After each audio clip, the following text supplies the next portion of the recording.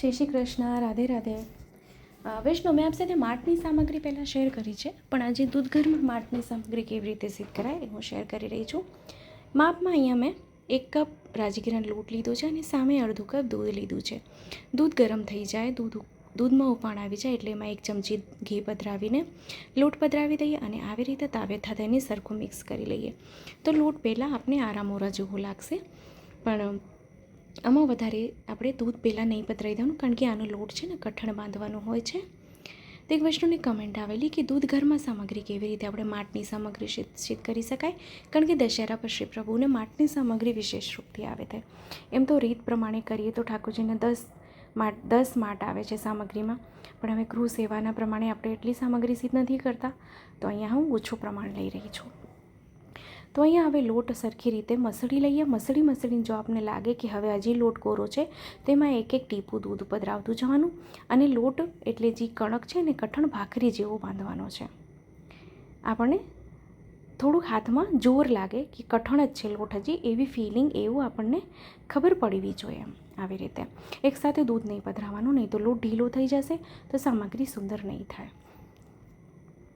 તો અહીંયા લોટ સરસ અહીંયા કણક બંધાઈ ગઈ છે. હવે આપણે એને કમસે કમ અડધો કલાક રેસ્ટ આપવા માટે મૂકી દઈએ. તો અડધી કલાક થઈ ગઈ. અડધા કલાક પછી આપણે જોઈ લઈએ લોટ. તો લોટને ફરીથી આપણે મસળી લઈએ અને મસળીને 2 ભાગ કરી લઈએ. આવી રીતે લોટ કઠણ છે એનું ટેક્સચર, એની કન્સિસ્ટન્સી આપજો. મેં પહેલાં જે વિડીયો શેર કર્યો હતો માટનો એનસકડીમાં, તો આજે આપણે દૂધ ઘરમાં છે, કારણ કે ઘણા વૈષ્ણવને ત્યાં એવું છે કે જે લોકો સકડી એનસકડી ફીકાની આજ્ઞા નથી એને, તો એ લોકો નથી સિદ્ધ કરી શકતા પ્રભુને સામગ્રી. પણ એને એવું થાય છે કે અમે બી સામગ્રી સિદ્ધ કરીને પ્રભુને ધરાવીએ, તો આપણે સામગ્રી દૂધ ઘરમાં કરીને શ્રી પ્રભુને ધરી શકો છો. અને માટ છે ને એ જાડા હોય છે, માટ એ ધ્યાન રાખવાનો છે. તો આવી રીતે મેં નાના માટ વાળ્યા છે, અહીંયા વણી લીધા છે અને વચ્ચે ફોક સ્પૂનથી આવી રીતે કાણા કરી દીધા છે, જેથી અંદર સુધી માટ તળાઈ જાય, કારણ કે જાડા હોય છે. અને ધીમી આંચે એને તળવાનું છે. તો ઘી મેં પહેલાં જ ગરમ કરવા મૂકી દીધું છે અને ગેસની આંચ છે ને ધીમી જ રાખવાની છે, નહીં તો માટ તરત જ લાલ થઈ જશે ને આપણે અંદરથી કાચું રહેશે. તો ધીમી આંચે એને તળશું તો અંદર સુધી માટ તળાઈ જશે. ચેનલ પર નવા આવ્યા હોય તો ચેનલને સબસ્ક્રાઈબ કરશો, પહેલાં આઇકન હિટ કરશો, જેથી જ્યારે બી કોઈ સામગ્રીનો વિડીયો મૂકું તો આપ સુધી નોટિફિકેશન આવી જાય. આપને જો વિડીયો ગમે તો આપણા ગ્રુપમાં શેર ચોક્કસથી કરી દેશો, જેથી વધુ સામગ્રીનો વિડીયો લોકો સુધી પહોંચે અને એને પણ આ વિડીયો ઉપયોગી થાય. તે એક બાજુ માટ તળાય છે, બીજી બાજુ આપણે ચાસણી કરી લઈએ. તો ચાસણી માટે અડધો કપ અહીંયા મેં સાકર લીધી. સાકર ડૂબે એટલું દૂધ કરી દેવાનું છે. તો માટ અહીંયા તળાઈ રહ્યું છે અને ચાસણીમાં હવે સુગંધી એટલે એલચી પધરાવી દીધી છે. ગેસની આંચ ધીમી રાખીને આપણે એને સતત ચલાવતા રહેવાનું છે. મેં પહેલાં બી આપને કીધેલું કે દૂધની ચાસણી કરીએ ત્યારે ખૂબ સરળતાથી થઈ જાય છે. માટ તળાઈ ગયા છે, એને આપણે સાઈડ પર પધરાવ્યું છે, એક બાજુ પધરાવી દીધું છે. જ્યાં સુધી માટ ઠંડુ થાય ત્યાં સુધી ચાસણી કરી લઈએ. અહીંયા છે બરાસ કપૂર. બરાસ કપૂરની માત્રા બહુ એકદમ મગની દાળ જેટલી લીધી છે મેં, કારણ કે સામગ્રી ઓછા પ્રમાણમાં છે. બરાસ કપૂર બહુ સ્ટ્રોંગ હોય છે. બરાસ કપૂર એટલે ભીમસેની કપૂર છે. તો એને સામગ્રીમાં પધરાવ્યા પછી સરખી રીતે એને ફીણવાનું છે, એટલે ગૂંટવાનું છે. અહીંયા ગેસની આંચને બંધ કરી દેવાની છે આપણે હવે, અને હવે એને આપણે ગૂંટવાનું છે સરખી રીતે. આપ અહીંયા જો એનું ટેક્સચર સરળ ભાષામાં આપને સમજાવું તો જેવી મઠડીની ચાસણી હોય છે ને એવી જ ચાસણી આપણે અહીંયા કરવાની છે. હવે આપણે એને 1 ચમચી ઘી પધરાવીને ફરીથી આપણે એને ગૂંટીએ. ચાસણી જેમ ગૂંટશું તેમ શ્વેત થતી જશે અને ચાસણી ઘટ થતી જશે. વિડીયોને મેં કટ નથી કર્યો, ખાલી થોડોક ફાસ્ટ ફોરવર્ડ કર્યો છે, જેથી આપણે સરખું સમજાય.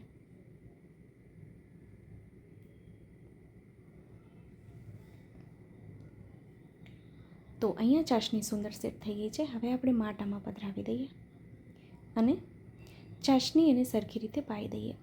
એક વૈષ્ણવને કમેન્ટ આવેલો કે આપણે ઠોર કેવી રીતે સિદ્ધ કરાય. તો વૈષ્ણવ, મેં ઠોરની સામગ્રી શેર તો કરી છે, એ છતાં ફરીથી એકવાર આપ સાથે વિડીયો શેર કરીશ. થોડોક મને સમય આપશો. અને હવે તો આપણે જો કે આના બધા તહેવારો ચાલુ છે, એક પછી એક બધા તહેવારોને પ્રભુને તો આપણે કેટલી સુંદર સુંદર અને નૂતન સામગ્રી સિદ્ધ કરીને આપણે પ્રભુને આરોગાવી શકીએ છીએ. અને સાચું કહું તો આપણને ઘણું બધું શીખવા મળે છે, ઘણું બધું જાણવા મળે છે અને ખૂબ આનંદ થાય છે કે આપણે કંઈક શીખી તો રહ્યા છે.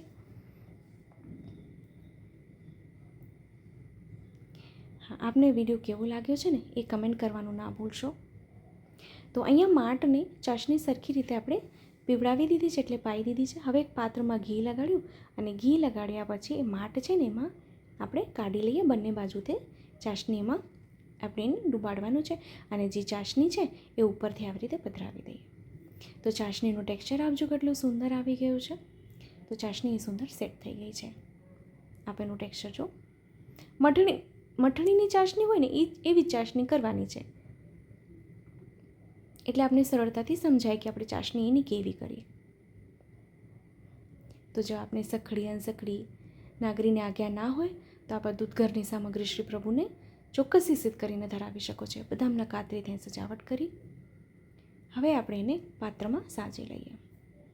આપને જો કંઈ ના સમજાણું હોય તો ફરીથી કમેન્ટ કરશો, ચોક્કસથી રિપ્લાય કરીશ. તો કેટલું સુંદર અને સરળ આપણે દૂધઘરમાં આપણે માટની સામગ્રી સિદ્ધ કરી છે. તો વૈષ્ણવ આપ બી આ સામગ્રી ચોક્કસથી સિદ્ધ કરજો, શ્રી પ્રભુને ધરાવજો, આપ બી પ્રભુને લાડ લડાવજો અને કમેન્ટ કરવાનું ના ભૂલશો. કમેન્ટ કરીને જણાવશો કે આપને વિડીયો કેટલો ઉપયોગી થયો છે. અને હા, આપણા ગ્રુપમાં શેર ચોક્કસથી કરી દેશો અગર આપને વિડીયો ગમ્યો હોય તો ફરીથી મળશું નવા વિડીયો નવી સામગ્રીની સાથે.